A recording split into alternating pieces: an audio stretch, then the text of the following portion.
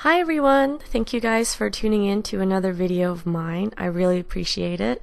Today I'm going to be doing an illustration. I know it's a little different from my usual oil painting time lapses, but I thought it would be fun to take out my old dusty sketchbook.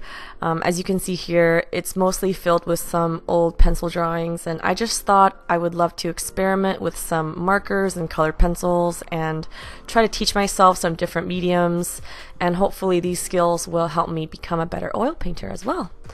So for today, I'm going to first start off by showing you guys this nifty little life hack that I've discovered. I bought this bathroom organizer at Marshall's for like $8, and when I first saw it, my first thought was, man, this would be a great organizer for my art supplies. So yeah, I just wanted to show you guys the supplies I'll be working with today, and if you guys have any questions, feel free to leave them in the comments below. So let's get started.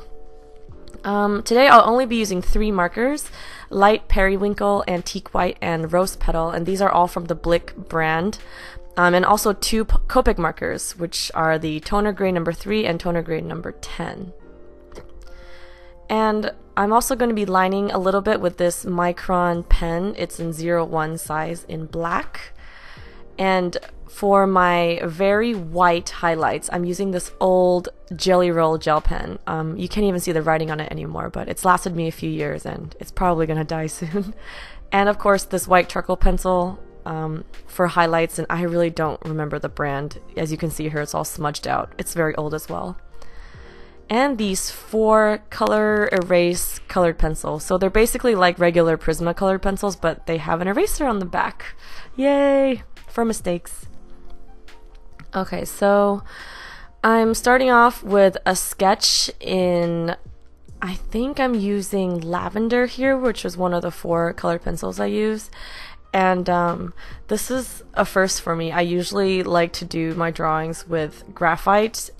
It's, you know, it's gray, it's easy to blend, it's easy to erase, and even though these colored pencils are technically erasable, it still won't become fully erased like a graphite pencil. So I have to be very careful and have a very light hand when I'm working with this, and you probably only get 1 or 2 chances to erase. So a good trick with drawings, especially if you haven't finalized the location and composition of all your elements yet, is to use a very light hand so that you can go over your mistakes.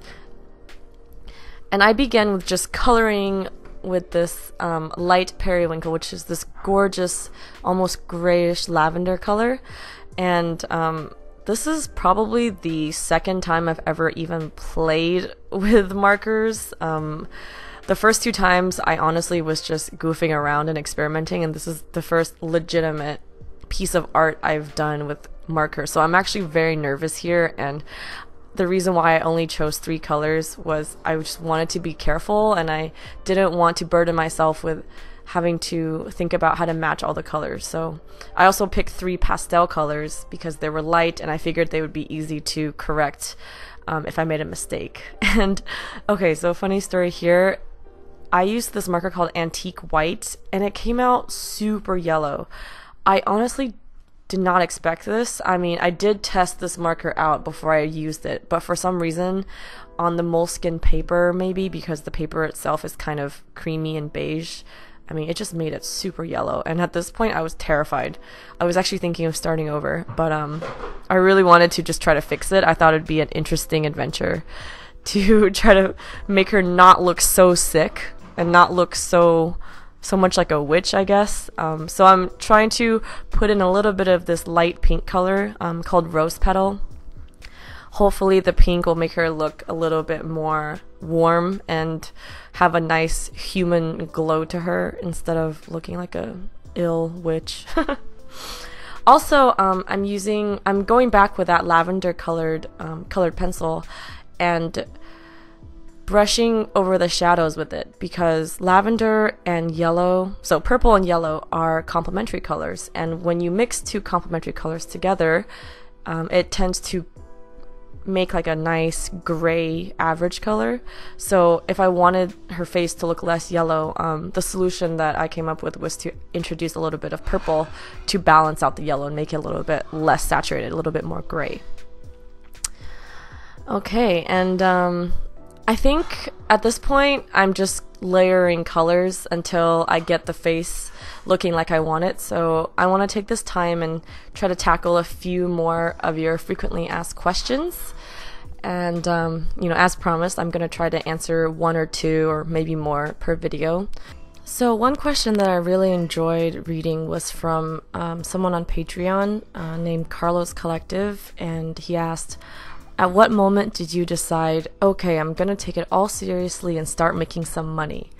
That's a really good question. I think it'll be very valuable for everyone to hear. Those of you who are thinking or maybe doubting yourself about starting your art as a career, as a means to support yourself.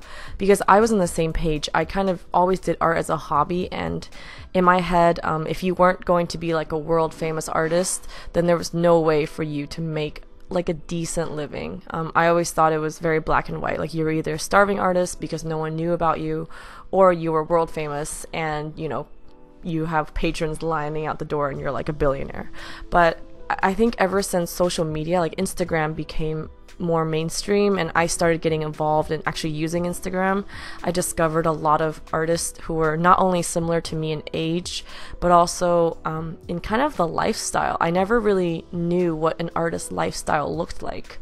I worked in the tech industry, I had an office job, and I never knew that you could spend like your afternoons painting in your studio or sketching for your next gallery show. And to me, that just seemed so like fun and glamorous and fulfilling. And once I kind of got to follow a bunch of artists online on Instagram and take like a behind the scenes look at their day-to-day lives, it made me really want that life. And so it was around 2014 when I just kind of made the decision. I took the plunge and decided that I wanted to invest into my future, and I knew that it wasn't going to be easy at first. I knew that I would have kind of like a grace period for myself where I would rely on my savings and try to kind of invest time into the future to try to build up my following, to build up my reputation, build up my skills. And so yeah, 2 years later, I'm finally able to support myself working in art, and I'm so grateful to get to do that.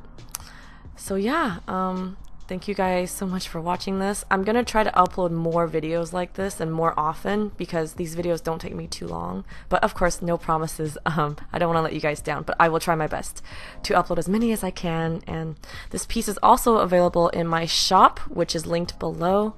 And I'm so happy to get to share this with you guys, and I will catch you in my next video. Bye!